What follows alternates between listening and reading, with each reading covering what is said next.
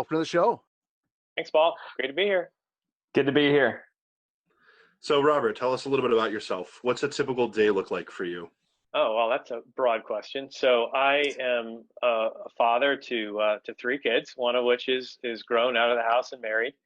One is just about to be out of the house, and then a newly minted college student, my girl, who's the youngest. So 18, 22, 29. So I've got those three kids, and a lovely wife of 20. Gosh, I'm going to screw this up. 24 years. Yep. We were married 3 different times, so I have to keep track of that. Figure that never got divorced, but just 3 different times. Longer story there. So I have kind of a vocation and an avocation. I'm both an author, and I also work doing digital strategy, artificial intelligence, and creative design. Oh, wow. For some Fortune 500 companies. So all that kind of filters into the writing. You have some writers who are talented enough to get started in their career young. I got started in my career young and wrote complete crap. So it took a good 20 years for me to actually have enough life experiences to write something that wasn't pretentious and horrible. So that's where I am. So life experience made you less pretentious?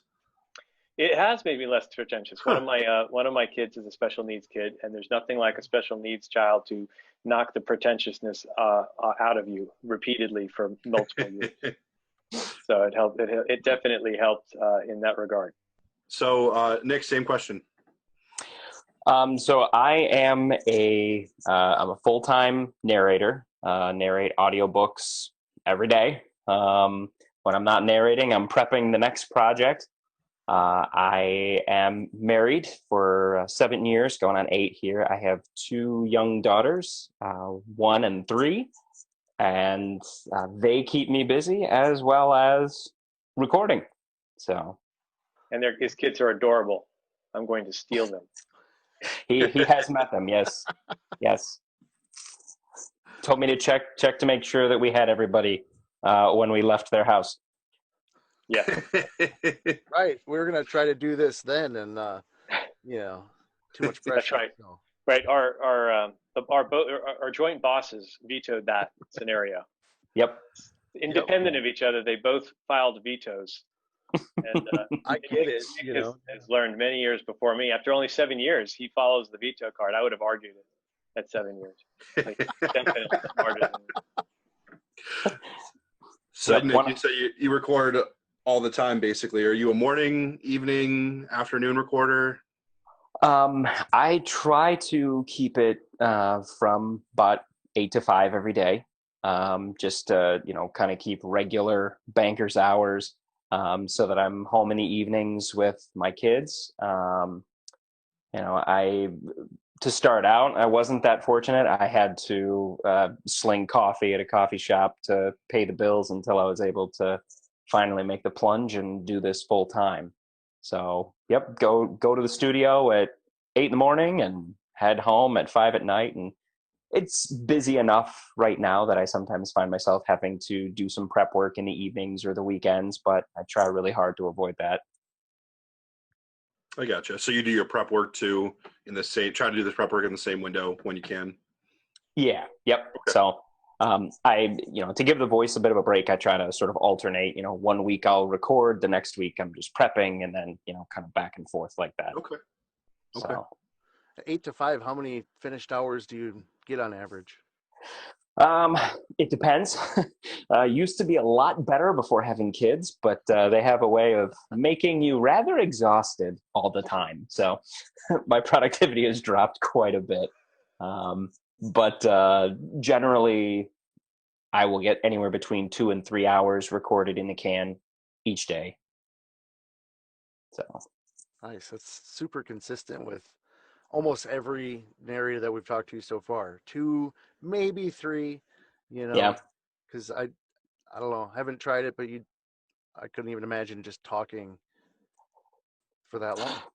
It wears the voice out, I will say that. When I started, oddly enough, I was actually going to some of the recording studios. There's actually a place that's pretty close to me, Brilliance Audio, that I got my start at. And when I was there, I was doing usually 3 to 4 hours recorded each day.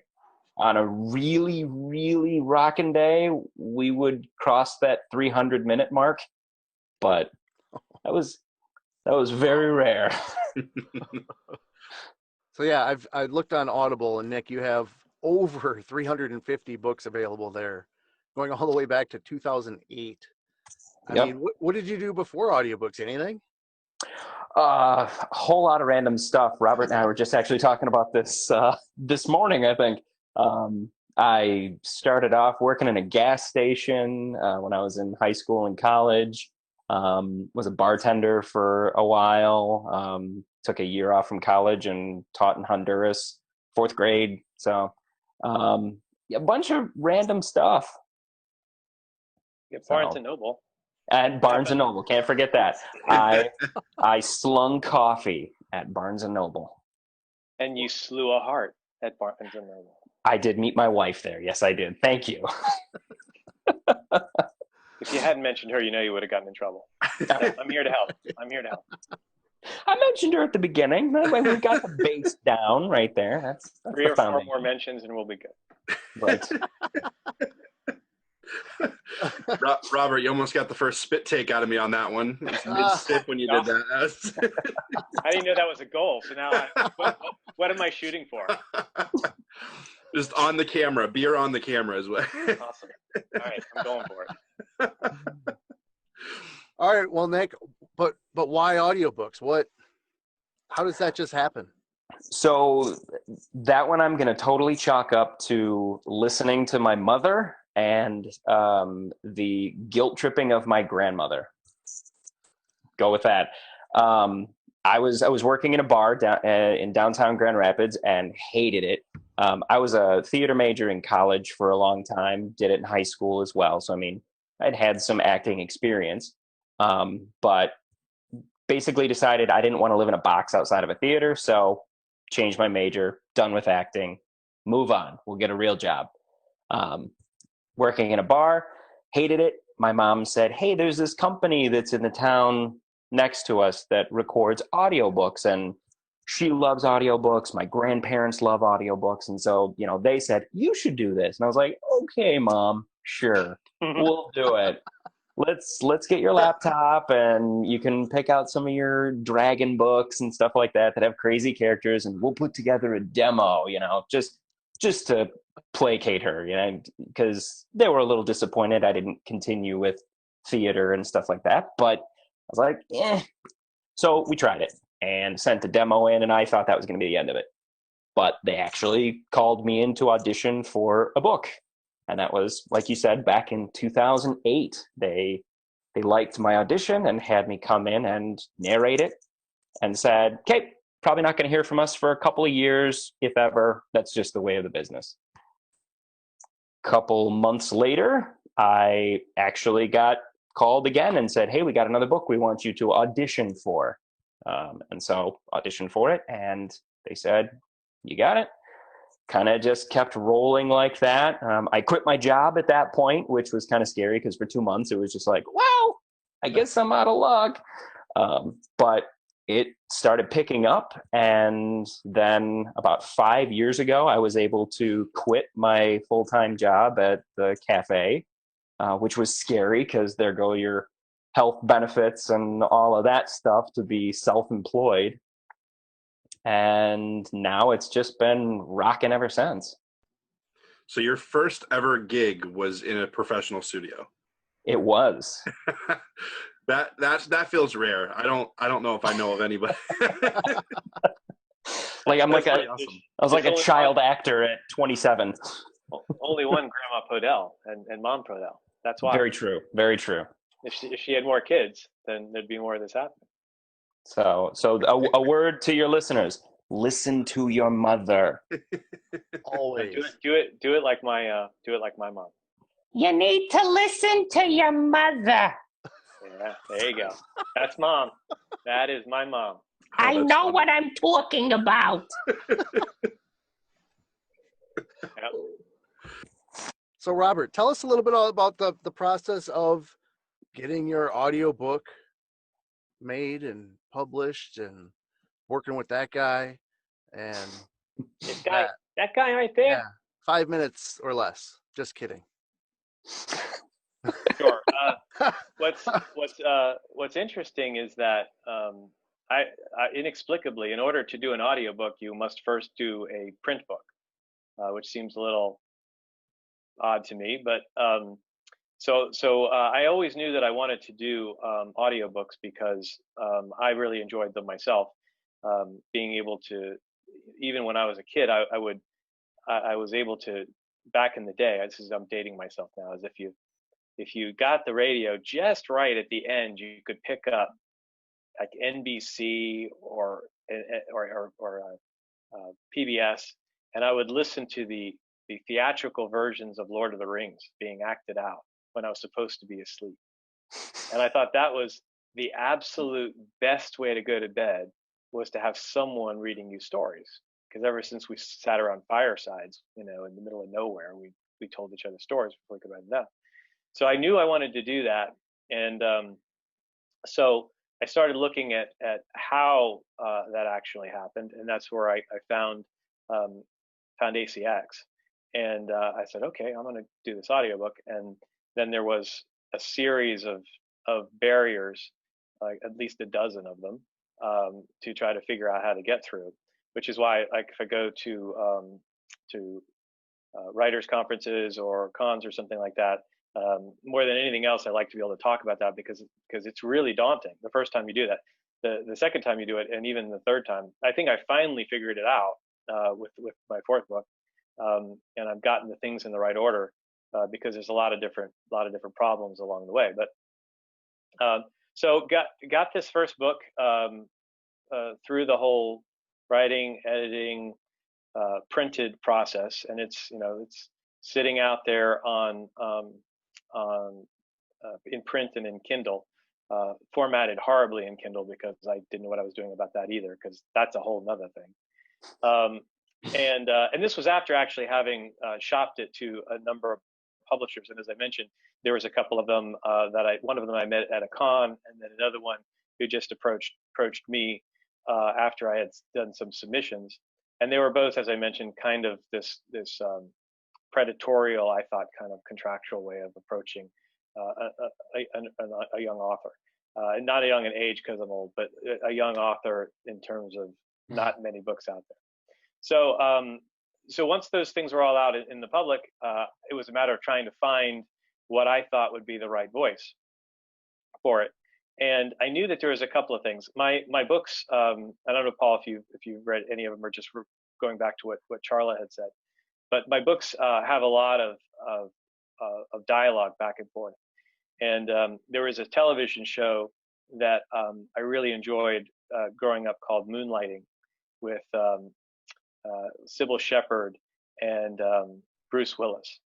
And at the time, that show was considered the most dense talk back and forth verbally of any script. So the scripts are like this thick, right? And it's all this back and forth, this kind of back and forth. So I used to do stand-up when I was in college to try to make a couple of extra bucks, and I would do this kind of character thing back and forth when I did that stand-up. So I always liked doing that, and so my characters were a lot of that. And one of the other things I wanted to make sure is I really wanted to have some strong female characters, and in order to demonstrate the areas where they were strong and men were strong, because I think men and women are really this great symbiotic relationship, they need to be able to go back and forth. So I needed a voice actor that could do both, and I didn't want to have two, because I didn't know what I was doing with only one actor, and I figured two would be even worse. So I had read or listened to some of Nick's work, actually one piece of his work, Name of the Wind. And I know that Nick is really, really proud of that work. He thinks it's his best work ever. He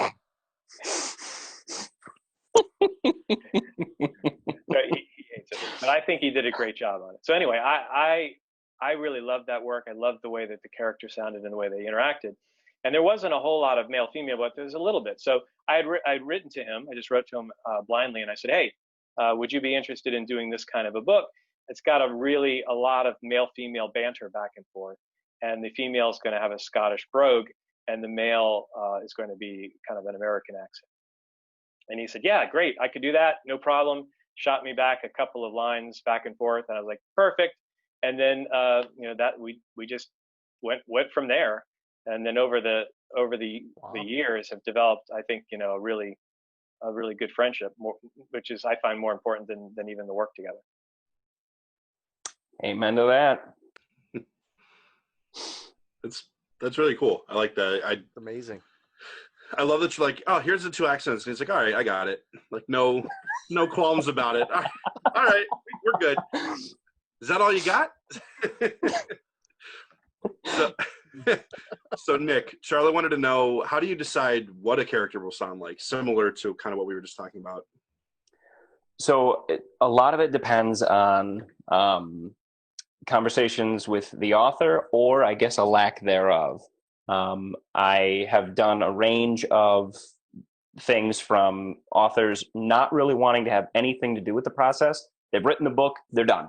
They don't care. To somebody more like, yeah, run. No, to somebody more like Robert, who is invested in the process and wants to be a part of the entire process. And so we will talk, we'll email back and forth. I'll come up with a character list of that has any sort of notes that are included in the manuscript itself to give me an idea of what they sound like. And any that are not clear, I will ask, like, hey, what do you think this person should sound like? And some authors will say, boy, I really don't know. And others will say, well, I think they kind of sound like Denzel Washington. So can you do that? I'm like, hey. What I think is interesting about the collaboration that Nick and I did was in the Sentinels of Creation universe, one of the foundational principles of it is that creative acts beget reality, and reality beget creative acts. So for example, there's a character, Merlin, in the third book, that it was actually his coming into existence inspired, unbeknownst to him, John Borman to create Excalibur. So when the main character meets this Merlin, he's like, wait a minute. I know you. You look like that guy with the skull cap from Excalibur. That's crazy. And so I would send video clips to Nick, and I would try to lift. And I'm really careful about this because you don't want to take other people's work. So I would lift like one clause, like there would be where the character would say, "Is it?" And I would show him this clip of the character in the movie saying, "Is it?" and how he enunciated it, and then a longer clip for him to try to capture that language. And then the other one, which I think is of note, is that the Lucifer character in the series has this uncanny look and mannerism to David Bowie, because Lucifer happened to like Bowie and was really kind of bummed that he died. So we went through a whole series of Bowies. I got these clips: old Bowie, young Bowie, angry Bowie, and we would go through them. And I was like, all right, this is the Bowie we want. This is the Bowie. This is the Bowie you're looking for. So wow. It's really very, very collaborative. That's awesome. Nick, do you find yourself thinking like the character while you're performing it? Singing like a character? No, like thinking. That's yeah, well, singing too, yeah. Honestly, because especially with like Robert's books, as he mentioned, with that banter back and forth, it's so hard for me to just get stuck in one character in my head, in my ear, and so it's just there. Makes me sound schizophrenic, but there are a whole bunch of voices going on in here at the same time. And so, I actually get to bounce around to a whole bunch of different ones. I drive my wife nuts when I come home and I'm talking like, whoever it is. And, she'll put up with it for a few minutes and then just be like, okay, stop. That's wife mention number 3, I think. I think we're getting close. Yeah, 3. We're getting there. Good job. Oh, so Robert, I got a Charla question for you as well. Where did you draw from to create this character? How did you develop Kellen? So Kellen is an amalgam of people who I have met throughout my life, and so it's really a little bit of all of those people. And if you've seen, and I highly recommend it if you haven't, if you've seen The Man Who Invented Christmas, which is it's a fictional version of Charles Dickens creating The Christmas Carol. So I watched that recently with my kids, and it shows how an author loses his mind as these characters are created, and they come to life, and then they haunt you, and they move around you, and they start doing things. And in the first book, you tell them what to do, and they do it. In the second book, it's a negotiation. And in the third book, if you're lucky, you're just sitting there watching them and writing it down. And so in creating Kellen, I knew that he was sarcastic. He was going to be getting a significant amount of power, and I wanted him to have kind of a heroic flaw, or at least a heroic characteristic that could be both beneficial and flaw. And for him, he has an eidetic memory, which you think is, and a lot of people confuse this, and I've even had a writer or a reader write to me about it, saying, I'm surprised you did this right. And I'm like, okay, well, lucky, I guess, because it wasn't planned. Is that just because you remember a thing doesn't mean that you know what to do with it, right? So Kellen, with his eidetic memory, whether he sees or smells or hears anything, that's frozen in his mind, and he can pull that out. But he's also a horrible nerd, and so he's got like 5 different versions of Blade Runner running around his head, all competing for space, and that takes away from his ability to do things like navigate, and he never knows where he is actually, and he can't find his way. That he got from me. So that's my contribution as a person to Kellen, is his inability to find his way anywhere. But so really it's an amalgam of a bunch of different people.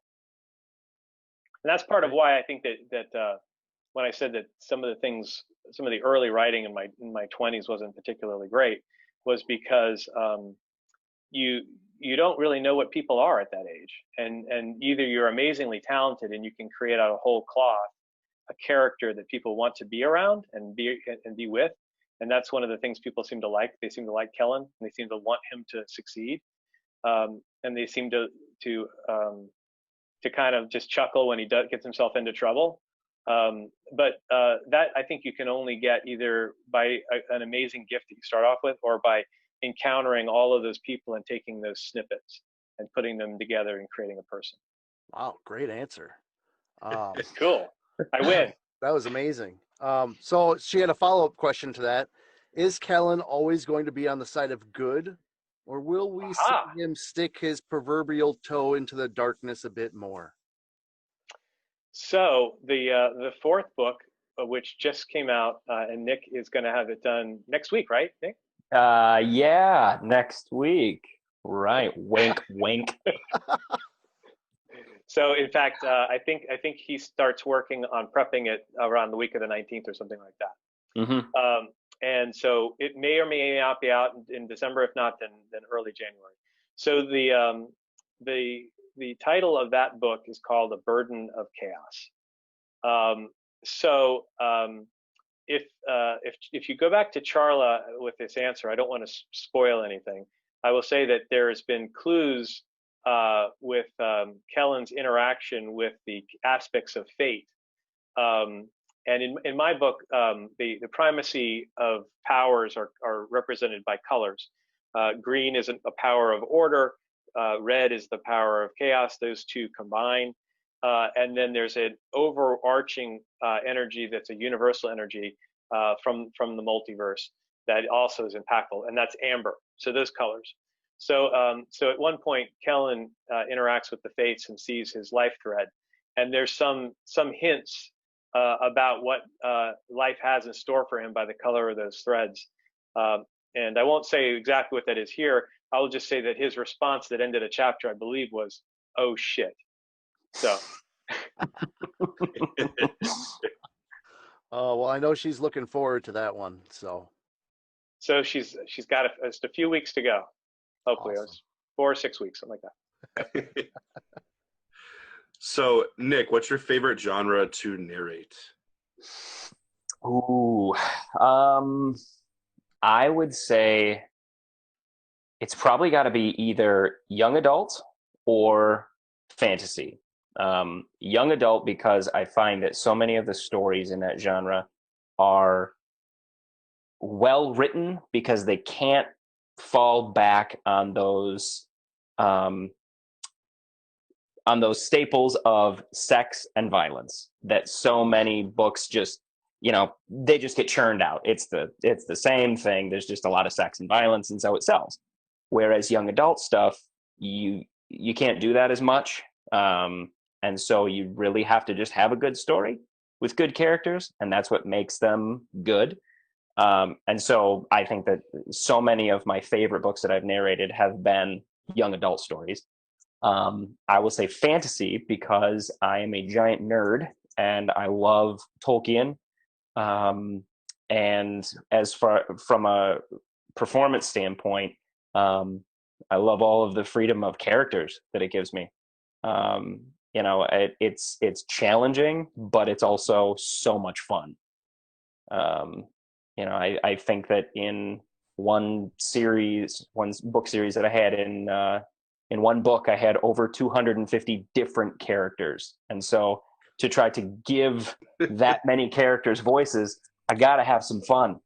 I gotta stretch those muscles and do some crazy voices. So you said that fantasy is challenging. Is that the most challenging, or what would you call the most challenging? I would say, yeah, that they are. Just because of, for one thing, the pronunciations and the language that's involved.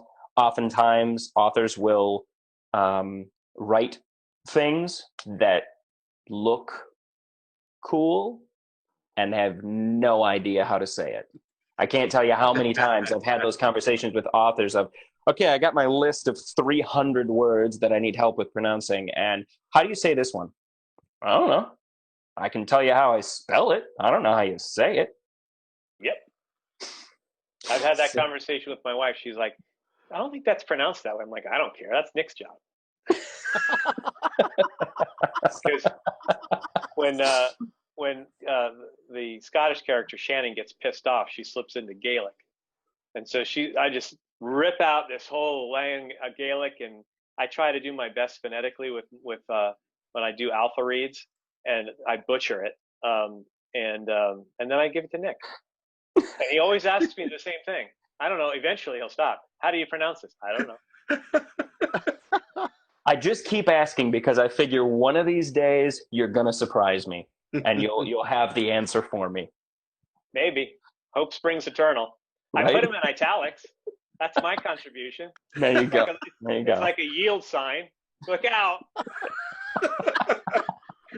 So that's what Nick does when he's prepping, is he just looks for all the italics. He's like, oh God, what am I getting into? Yeah. So Nick, talking about your characters, I've listened to a few of your books that you've narrated, and what's the most absurd and ridiculous voice that you've come up with? You don't have to do it, but yeah, he does. But yeah, you do. Make him do it. Yeah, he does. I'm trying to think. I don't know what the most absurd would be. I guess probably maybe I'll just go back to one of the most, I guess, what I feel is ridiculous requests that I get frequently. For some reason, a lot of authors really want a Michael Clark Duncan in their voice, or in their book. And I am a tenor naturally in voice, so a little higher pitched. And I have to somehow do this deep, rumbling bass voice that just it never fails. There is usually one character where the author describes, oh, their voice is so deep. It's like you can Making a feel it. note. You can Add feel it in your groin Michael when he Duncan. talks. Don't you dare, Robert. So I get to try to do that. Green Mile. I prefer him in whole 9 yards, but that's just me. So let's hear it. Let's hear it. Give me a. No, see, this is the thing. This is the thing is that in my line of work, I get the joy of being in a booth by myself where I can hug right up to that microphone and play it so minutely. Whereas, like when I'm, out and people say, "Oh yeah, give me a voice. Do this voice." I slaughter it because I can't do the playing to the microphone. Whereas like with the Michael Clark Duncan, like it's gotta be right there in the microphone, and it's really hard to do with an Apple headset. So I mean it. Yeah. But see, you know what I'm talking about. You know what I'm talking about. You can get right up on that mic and do some crazy things with your voice that you just can't do in a room bigger than 3 by 3 feet. What was that voice you did for Autumn's birthday? That was crazy. What? It was some anime thing. What voice did I do? Oh, that's right. Okay, so preface. My wife is a giant nerd also, and she loves anime and manga.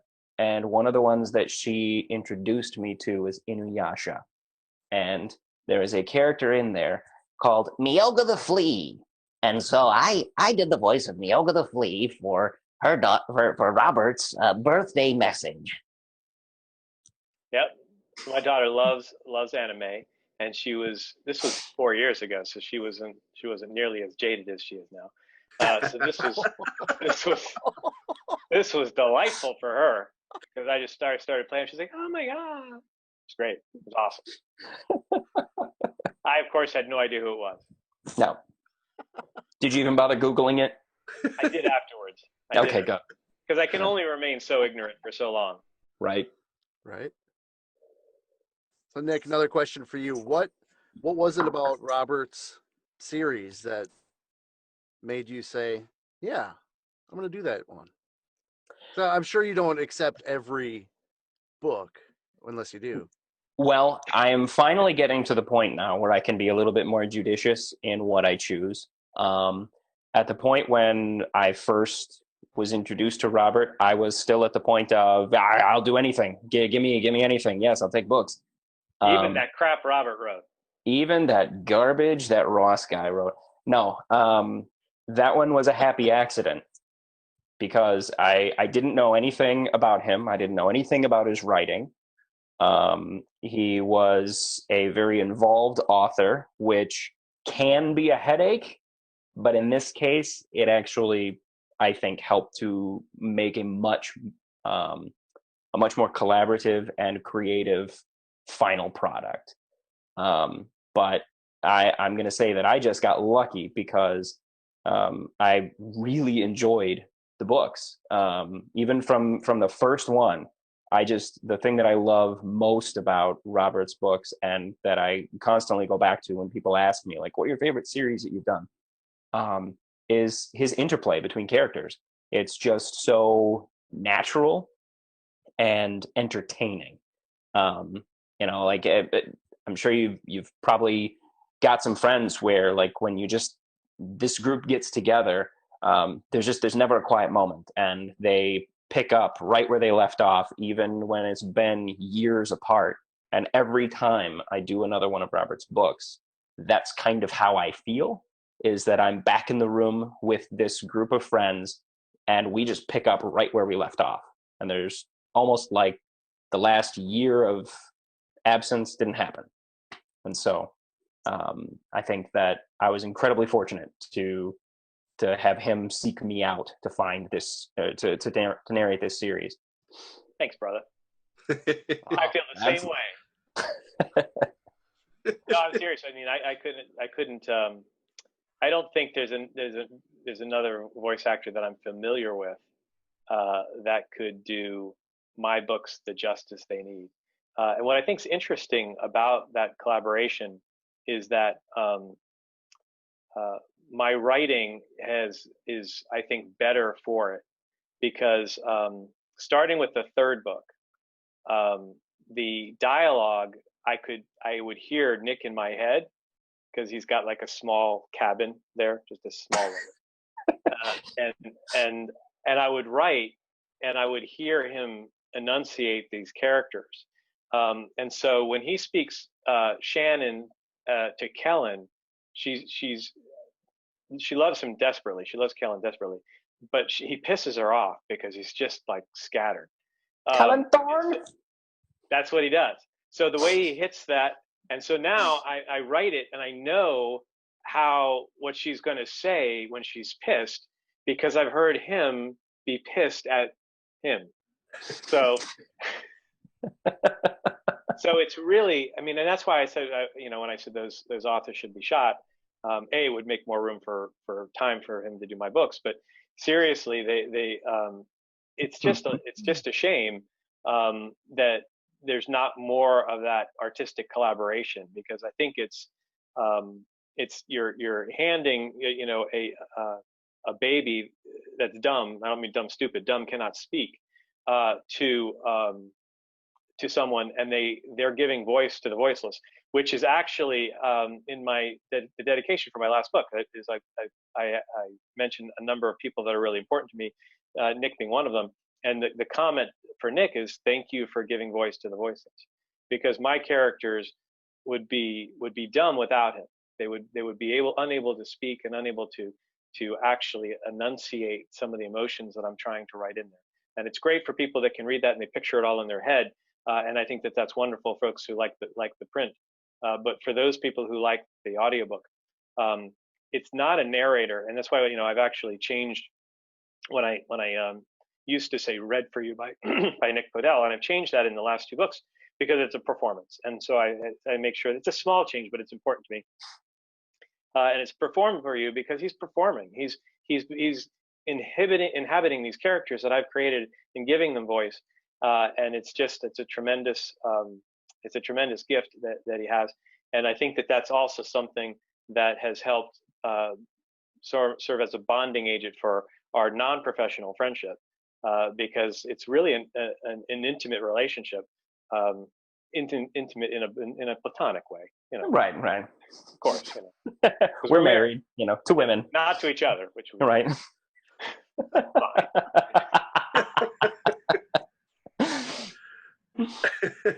I didn't know if you were done. You said intimate, and then you just stopped talking. I was like, oh. Well, it's, you don't want to sell beyond the clothes. So, Robert, you actually kind of partially stole a question I'd like to ask when an author and a narrator work on at least two books together, which is after the first book, and if you've already got the narrator, do you find yourself writing it for them and not necessarily for that, but like for their performance? And you kind of already answered it, but I wanted to point out, I usually do ask that, and you seem to say you already kind of know what's coming because you know how he's going to perform it or how he would perform it once he gets it. Yeah, I think there's two parts to that. So yes, the way I answered it before is it's more I hear it, so I might use one phrase differently. But in addition to that, there's things that, because of our regular interactions, because we talk even when we're not working together. So there was I don't know, a few months ago we were talking, and for some reason Nick decided to pretend he was one of the Beatles, and I was like, so just so happened that there was a Beatle reference in my fourth book.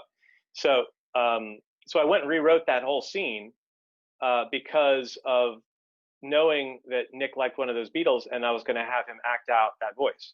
So there's a whole whole conversation between Ringo and Paul and John that Nick's gonna perform. So that's one, and then the other one was sometimes I want to torture him. Yes, he does. Yes, he does. So there were two opportunities to torture him. One was you talked about blind reading, I think, before we started recording. But in my author's note, which book was it? The author's note, second one? I thought that was in third. Okay, in the third author's note, I write about some about audiobooks in general, just the importance of audiobooks and how they're so, I think, so incredible gift to the craft, and that independent writers can actually do that. And as part of that, I talk about my relationship with Nick, and I told him, in fact, his mom did a proofreading run on it, because I said that you can't read it, Nick. I want you to read this author's note cold, and we're going to use that first cut, because I was hoping I was going to make him cry. And I heard a couple sniffles. I heard them. They were there. I had to lock it up. He did a great job. I was a little disappointed, but I listened to it again. I was like, all right, it's there. So that was one. The other one was in the third book. There's a section where the characters are singing, and we do this thing that I guess jointly Nick and I came up with, was laying over the voices. So if there's two people talking and saying the same thing, he'll record it 3 different times and then layer it over, which sounds really weird when you're proofing it, because you hear the same thing again and again and again, but then it gets layered on top of it. It sounds kind of like a chorus. So I had him sing as Vera somebody and Rosemary Clooney from White Christmas. Have you ever seen White Christmas? Where they do the Haynes sisters, sisters from the White Christmas. So he had to sing that, and it was pretty horrible for him, I think, but he did a great job. Because and to be clear, I had to sing it as 2 different women. Yep. It wasn't some guys singing the Haynes sisters songs. Oh no. It was 2 ladies. Yeah, it was 2 ladies. And even worse than the not knowing how to pronounce things, I was so ignorant of the discipline required to do this that when he sent me back the raw things, I was like, dude, you didn't do all the verses. And he's like, yeah, but they trade off. I'm like, oh yeah. So so there wouldn't be all of them doubled, because only one person did this verse and the other one, and then you blend it together. It's like they're going back and forth. So thank God there's somebody that knows what they're doing. So speaking of, you guys said you had to talk about your wife 3 times. My mom got mad at me that I mentioned my dad in one of the podcasts, and I didn't mention her. So I'm going to mention that White Christmas is my mother's favorite Christmas movie. And now I get to tell her she can listen to this. Nice. She has to listen to the whole thing to get 49 minutes into it. Just to hear her. But love you, Mom. I didn't forget about you. Love you, Brian's mom. So perfect interlude into the next question. So whoever wants to answer first, are you both audiobook listeners? And if yes, some of your favorite books and narrators. Whoever wants to go. Nick, you go first. I answered the last one. I used to be. I now mostly only listen to audiobooks for reference, for like when I'm picking up a series, something like that. I don't spend a lot of time in the car, and I think that's when the majority of people usually listen to audiobooks, is either, like Robert said, right before bed, or on commutes. That seems to be the most comments that I get, is people saying, "Thank you, you make my 17-hour commute bearable." And so I don't find myself with a lot of time to do that. But I have on occasion listened to some for like series that I'm picking up from a different narrator. I will listen to what they did for the first, 2 or 3 books or whatever it was, just so that I can try to match that as well as possible. But I have on some occasions listen to them. Like when I was younger, back when audiobooks were on tape, I listened to Jurassic Park with my mom on the way down to Florida when I was like 13, I think, and loved it. Absolutely loved it. I just Yeah. listened to that on audio after having never listened to it. I'd read it. It was one of my favorite books around the same time. I was like 13, and I had to go listen to it, and I like fell in love with it, which was awesome. Okay. And did you listen to the new one, I think? Yeah, Or I want to say it was Scott Brick. I'm Yep, pretty sure it was Scott Brick. So okay. yeah. I couldn't Gotcha. believe how sciencey it was. Like I'm a huge Crichton fan, but I forgot how heavy science, like heavy-handed science it was. Mm-hmm. I'm listening to it in my 30s going, how did I like this as a teenager? Like, Skim. yeah, You know. yeah. Dinosaurs, because dinosaurs. I mean, it doesn't really matter at that point. Mosquitoes make dinosaurs, right? Yeah, Of course it does. It's just straight. That's all you need to know. It's simple. So I love audiobooks, and I think Audible is an amazing gift for kids too. Because I've been a member since I guess like 2004, so my library is massive, and so my kids just listen to books and we share them, and because you can have like 5 different devices that are connected, and it's interesting because I think one of my favorites is Game of Thrones, and part of that is Roy Dotrice, the late Roy Dotrice, amazing voice actor. And occasionally this happens. I know it's happened in the Dresden Files once. It happened in Game of Thrones once. I guess schedules get messed up, and so he couldn't do Feast for Crows. And so you're cruising along, and you have a really good voice actor. You know who the characters are without even hearing them introduce it. And then all of a sudden you hit the screech, and he has a different voice actor, and it just makes the whole thing wonky. And then so Audible had to pull it and then re-release it once Roy Dotrice was available, which has got to be pricey. But I love that one. I like Andy Weir's books on tape. Those are really sciencey too, but he makes it so effortless to absorb the science. And even some old Heinlein, which are tough books. Wow. I love Robert Heinlein, and I was telling my daughter the other day that I had this theory why, like I listened to Andy Dick, not Andy Dick, Philip K. Dick. Andy Dick's the comedian. So Philip K. Dick. So the book, like Man in the High Tower, not nearly, which was rare, not nearly I think as good as the Prime special. And my theory is that without advanced word processors, authors just get tired and go, it's good enough. I'm done. Because otherwise I got to rewrite the whole thing. And where's the whiteout? No way. Right. Good enough. Oh man, it's funny you say that. I forgot. I actually have narrated a Philip K. Dick book and a couple of Robert Heinlein books.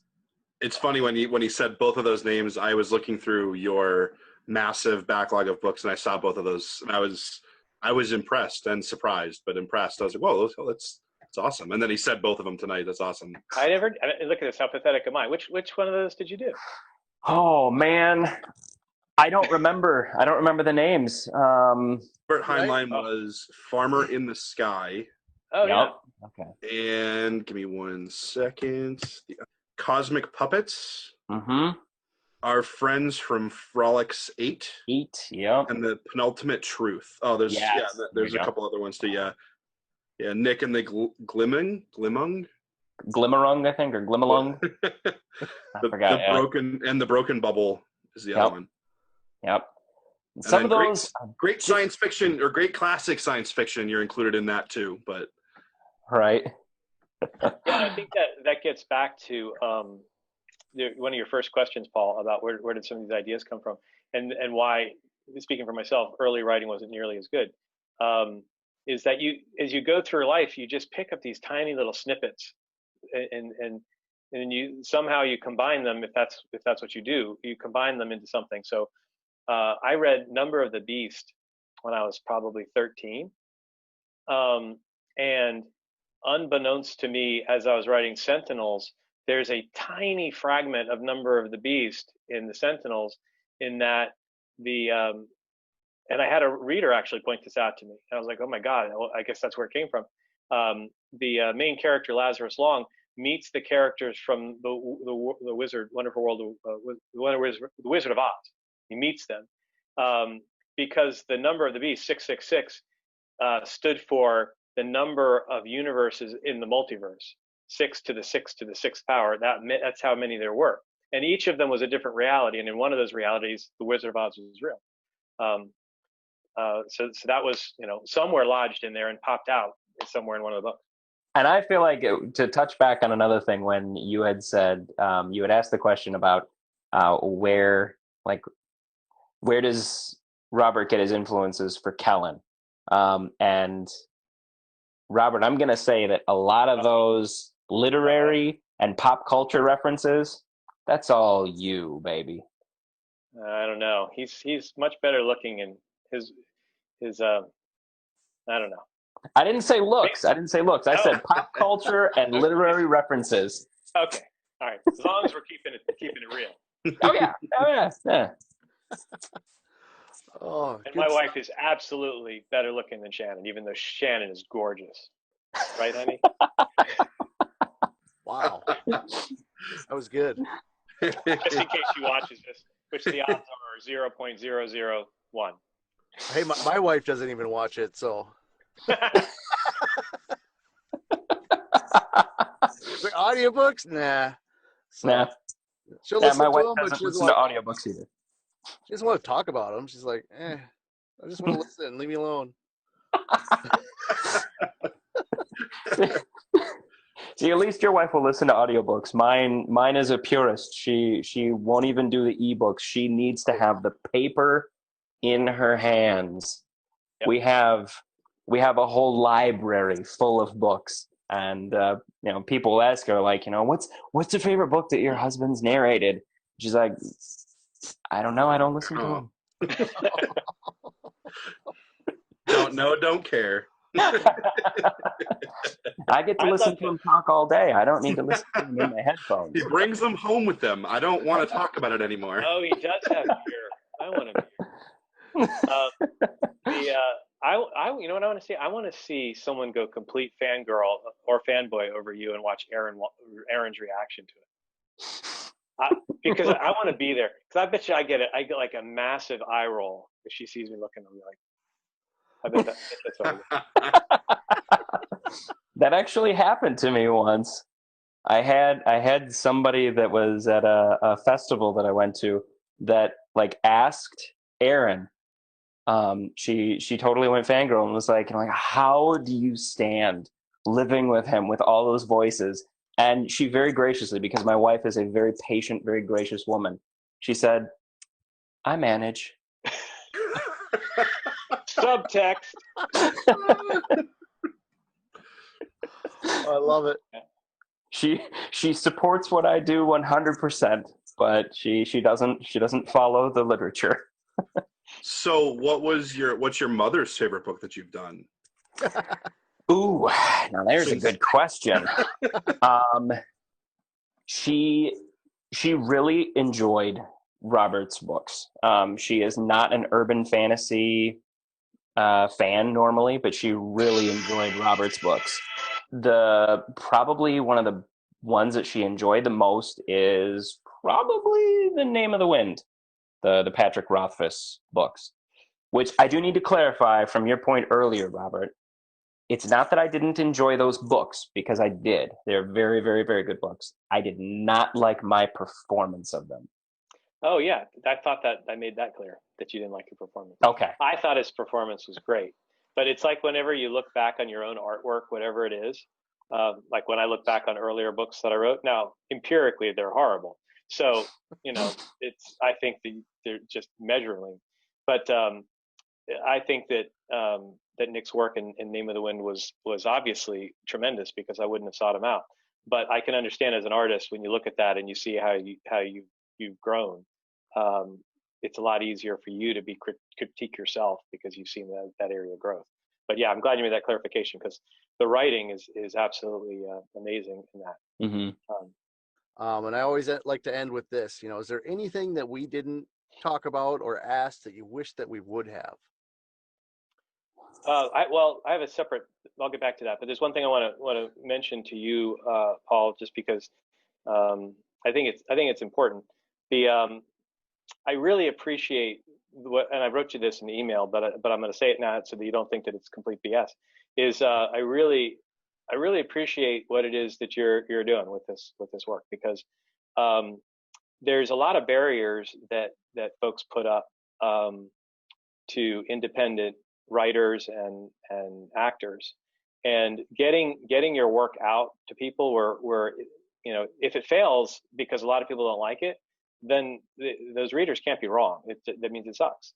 So write better. But getting it out good is important, right? And the same is true for the voice actors, because it's much more lucrative for voice actors to work with independent artists, because they are able to be in much more control over all aspects of it, from prep all the way through to final production. I can let Nick follow up on that, but being able to have that mix of it is important. And you're giving that venue, and I just wanted to thank you for it. So I think it's really valuable, and you did not pay me to say that. It was absolutely from the heart. I really do appreciate it. Thank you so much. So, Nick, anything that they didn't ask that we should have? Not that I can think of. Yeah, you guys had a lot of really great questions. We try, you know. Yeah, you do well. I came up with them like 3 hours ago. That's good. He's not even lying. He messaged me. He's like, they're written. I'm like, ooh, thought we were gonna go in here blind. Right. No cold reads. We don't do it. We don't do it. You saw it happen earlier. I mean, come on. Well, the Burden of Chaos is clandestinely launched. I haven't published anything about it or put it on any social channels, because I wanted to see if the audiobook would be coming out before the end of the year, and I would do it all at once. But I would know that once Nick starts to prepping, we'll know really better timing, because he's graciously just going to try to fit me in amongst his other things. But if that doesn't come out, then it's just a matter of whether or not you want to mention the Burden of Chaos as the print, with the audiobook coming out short. Absolutely. Plug away. There you go. So what 15 books do you have coming out, Nick? in the next 3 weeks. Yeah, in the next 3 weeks. Right. Truth be told, I don't know where the publishing companies are at as far as when they're going to be releasing things, because sometimes it's released, a month after I wrap on the final corrections. Sometimes it's like 6 months later that it comes out. So I really don't know what is going to be coming out soon. I know some of the bigger titles that I get asked about, Kel Cade's King's Dark Tidings series. I just finished recording that one about 2 weeks ago, so I would look for that fairly soon, because I think that one does pretty well for Podium and Podium Publishing, and they're I'm guessing going to be releasing that one fairly quickly. I am beginning recording on Arcane Ascension Book 2 next week. So a lot of people have been asking about that one. So that one's probably going to be the end of the year, I would guess. Awesome. That's a great first book anyways. So yeah, I'm enjoying the second one. I'm about halfway through it right now. So let's see. I'm trying to think if there's anything else. A newer genre. I don't know if you guys have done a lot of listening to lit RPG. Yeah. Okay. That sounded heavy. Woo! There's no implication in that statement. Not at all. The king of lit RPG. Listen to it all. Okay. I'm still dipping my toes in the water, so I can't take that kind of credit on that one.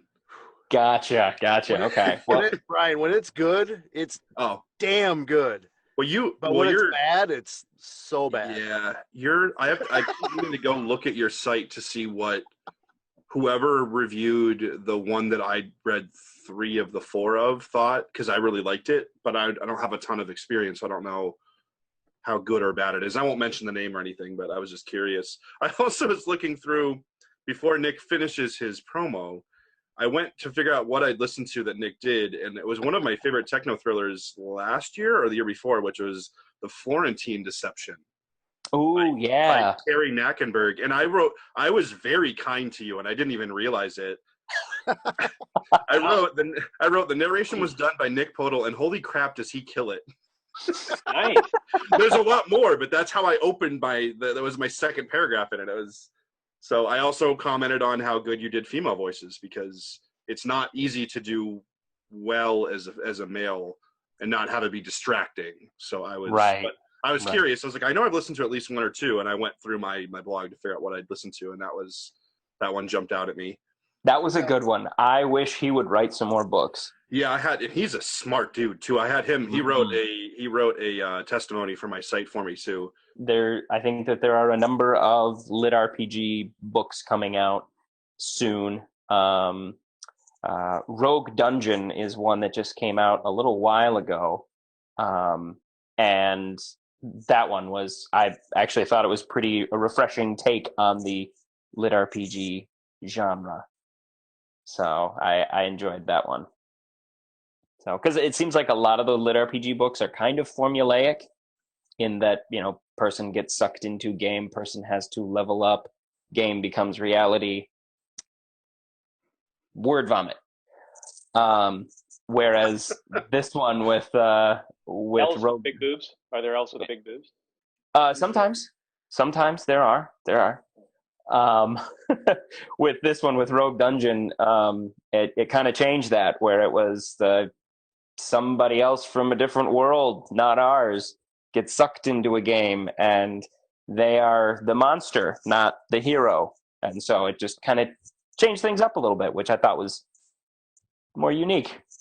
So. Interesting. I'm gonna have to check that out now, because I love different. Yeah, the Wizard 2.0s are kind of like that. Have you ever? Say that again? The Wizard 2.0s. Isn't it Wizard 2.0s?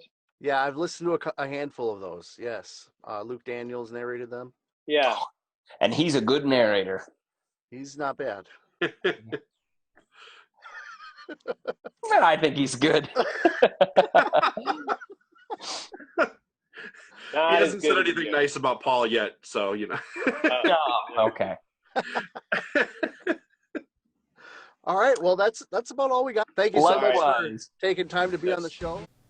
And now, a preview of Book 3. "Who are you?" asked Jarvis, with both surprise and suspicion as he stared at the glowing female form. Neurisha stared back, her face a mask of anger, and said, "I am the one trying to save the life of my sentinel that you placed in such reckless danger." Jarvis looked shocked. "I did no such thing, and you did not answer my question. Who are you, and where am I?" "Stop distracting me," Neurisha yelled, and Jarvis could see ribbons of energy flow up from the roiling stream on which she stood.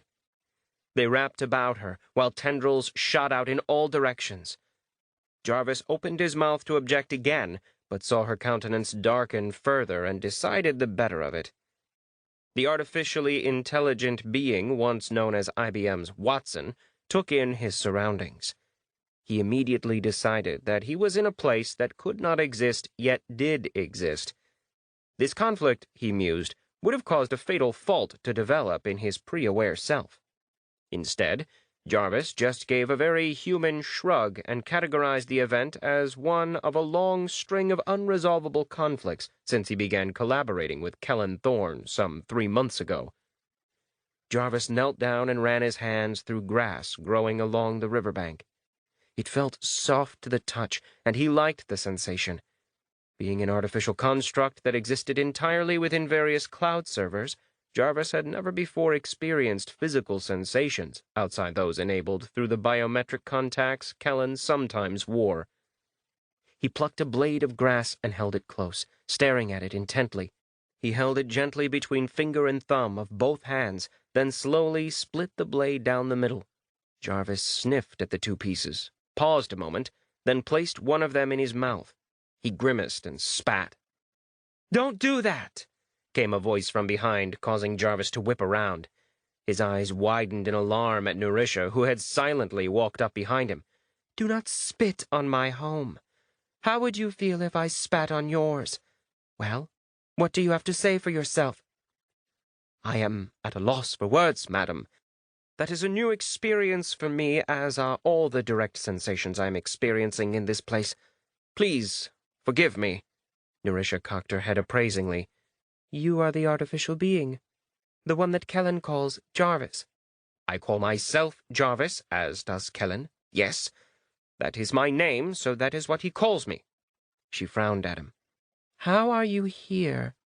"I do not know," answered Jarvis slowly, then added, "Forgive me again, but where exactly is here?" Nerisha opened her mouth to speak, then looked off to the right like a bird hearing a distant threat. She set her jaw and lifted her arms. Twin columns of green energy lifted from the nearby stream and arced into her outstretched hands. Jarvis stepped back as her glow intensified. "He's dying again.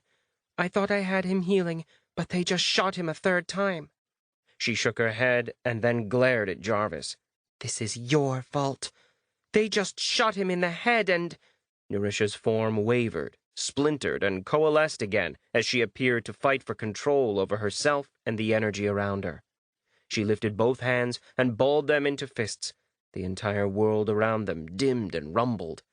"What is happening?" asked Jarvis in alarm. "Please, allow me to assist." "If he dies, all this goes with him, and he's not conscious to help me heal him." Jarvis reached out and took one of Nerisha's hands in his and felt the ordered sentinel energy flow into him, just as it did when Kellen activated the biometric contacts. Instantly, new information became available. 3 bullet wounds, 2 in chest and 1 in head. Cardiac, negative. Respiration, negative. Neural response, minimal. Jarvis's eyes darted from left to right as he requested additional information. Subneural response, frontal, negative. Subneural response, autonomic, nominal. "You must stabilize his neural functions first. Allow me to guide you. Can you access my biometrics while we are in contact with each other?" Nerisha cocked her head. "Yes, I see the damage. I will channel myself to repair the brain tissue now." Jarvis could feel a massive wave of energy gather. He increased his grip on Nerisha's hand and said, "Stop!" She looked at him as he continued. "If you channel that much energy into Kellen, it will be seen, and I calculate a better than 98% chance his antagonists will fire additional bullets into his cranium.